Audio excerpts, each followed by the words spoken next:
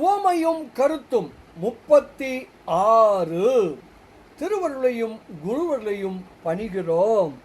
உவமையும் கருத்தும் 36 உயிரும் உடலும் ஒருங்கோப்ப நின்றாங்கு.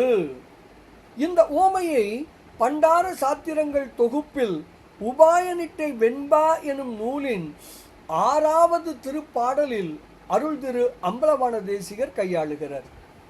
உவமை என்ன சொல்லுகிறது? ஆன்மாவும் உடலும் ஒருங்கு இயைந்து நிற்கின்றன. இதுவே உவமை. சரி, இந்த உவமை விளக்கும் கருத்துதான் என்ன? ஆன்மாவும் உடலும் ஒருங்கிணைந்து நின்ற வண்ணம் ஆன்மா உடலை அறிந்து அதன் மூலம் வினை பயன் நுகரும். ஆன்மாவானது உடலை சாரும் பொழுது அதனோடு ஒன்றாய் கலந்து நிற்கும். பின்னர் விடும் பொழுது அந்த உடலை விட்டு நீங்கி வேறு பொருளாக விளங்கும். இதுவே இந்த உவமை விளக்கும் கருத்து ஆகும். சரி, இதனை உபாயனிட்டை வெண்பா எப்படி கூறுகிறது தெரியுமா? உயிரும் உடலும் ஒருங்கு ஒப்ப நின்றாங்கு.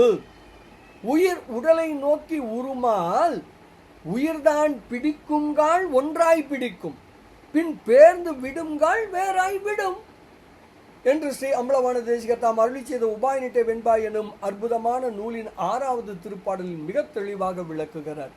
உடல் நீங்குவோம், உபதேசம் நிற்போம், சிவானந்தம் நுகர்வோம். திருவருளையும் குருவருளையும் பணிவோமாக.